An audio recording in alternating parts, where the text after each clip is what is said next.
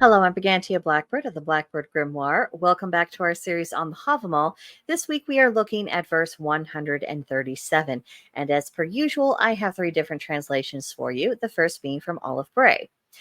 It reads, I trow I hung upon that windy tree 9 whole days and nights, stabbed with a spear, offered to Odin myself, to mine own self given, high on that tree which none hath heard from what roots it rises to heaven. And then W.H. Auden and P.B. Taylor put it this way: Wounded I hung on a windswept gallows for 9 long nights, pierced by a steer, pledged to Odin, offered myself to myself, the wisest know not from whence spring the roots of that ancient rood. And the last translation from Vikingnerd.org. I know that I hung on a wind-rocked tree 9 whole nights, with the spear wounded, and to Odin offered myself to myself on that tree, of which no one knows from what root it springs. We are, of course, talking about Odin's sacrifice. He is famed for his unrelenting quest for knowledge, and he also understood that the pursuit of knowledge does not come without cost. So, how he concluded that sacrificing himself to himself on the world tree, which is the ash tree in Norse mythos, how he knew that was the route to take, I don't know. I'm not sure anyone is really fully informed about his thought process on that one. But nevertheless, he was committed to gaining a broader understanding of everything. This brings us to the idea of opportunity cost. In basic economics, we are taught that to pursue gain, it will require investment or cost on our part. That principle really does hold true. If we do not harvest if we do not plant. We don't have a business if we don't start a business. We don't form relationships if we never even talk to people.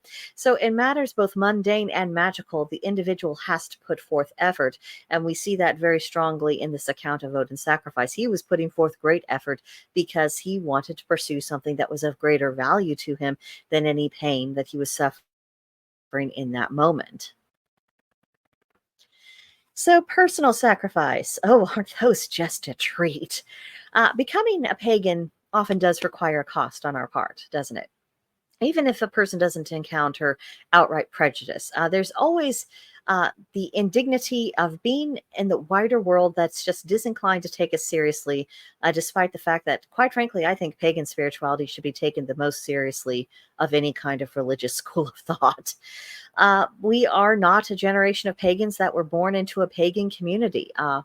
But it is our honor to build that community for the next generation. So the next ones that come up, yes, there's still going to be the broader world that may not necessarily take us seriously yet. However, they can be amongst friends, amongst family, amongst a community of people who have a similar spiritual worldview, which is an important thing, and they'll have their own costs to pay. They'll have their own sacrifices to make, but this is something that we can do from them. Any efforts we make to build up community, no matter whether it's digitally or preferably in the real waking world, that is something that the benefits for that go so far beyond our own lifetime. There's a lot of potential here. And so, yes, I mean, that costs us a lot. It costs us time, attention. It will ultimately cost us money. But the rewards of bringing something back into the world that should never have been taken away, that's an incredible thing. And if we are able to build that legacy for ourselves as the current generation, as pagans, that would be quite the thing. And now I want to talk briefly about a witch's sacrifice, or a wizard's sacrifice for our brothers. I would imagine that my brothers and sisters in the craft really already understand what I mean about this. The study and practice of magic, which is only one aspect, one amongst many, of becoming a witch, that really is a huge sacrifice of time and energy. And once you know your stuff, even if you're solitary, your skills do essentially put you at the beck and call, at least to an extent, of the entire pagan community. Should they need you, your way of life essentially becomes that sacrifice because of who you are, and what you do. So none of us really gets out of this, and I know some of our Norse brothers and sisters, they might sometimes look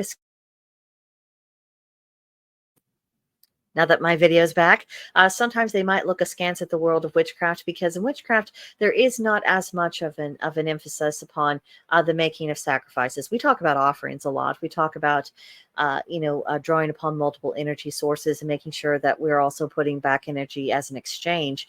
But we don't often talk about sacrifice as much. But there's a reason for that. It's because every single day, by pursuing this work, uh, whether we are a generalist or we have a particular speciality within the craft, every single day we live, we are making a sacrifice for that path. We are doing things. It's a very active way of life. It is not a passive way of life. And you'll notice when you encounter the witches and wizards who actually do the thing, they they're always at something. They are learning something. They are practicing something. They're trying to shore up one of their weaknesses. It is just a path of constant growth and constant struggle, and constantly trying to push past uh, any barriers you might have in order to accomplish your work. Whereas with devotional paganism, that isn't necessarily your day-to-day life. I mean, yes, of course, you make offerings, you make sacrifices of various kinds from time to time, but it isn't that same daily, you've really got to be about your business every single day. There is something that's a little bit more relaxed about the devotional pagan world. And again, this is one of the many reasons why the craft is just, it's not a path for everybody. Not everybody can, and not everyone should. Specialize in that particular way. Not everyone is called to that, and there's nothing wrong with that. In fact, it would be very strange if everyone was. So that's just something to think about, and to just put it into the context of larger pagans discussions involving sacrifice and witchcraft and all this and that. It's For witchcraft, it's constant, it's ongoing, it never ends. So just tossing that out there into the ether. So that's what I took from this week. Let me know in the comments, your own personal impressions, where this took you, what the role of sacrifice has played in your spiritual path up until this point. I would love to hear about that, and just share your story. But that is what I have for you today. Come back next week. We will be talking about the next verse, and I will see you then. Bye.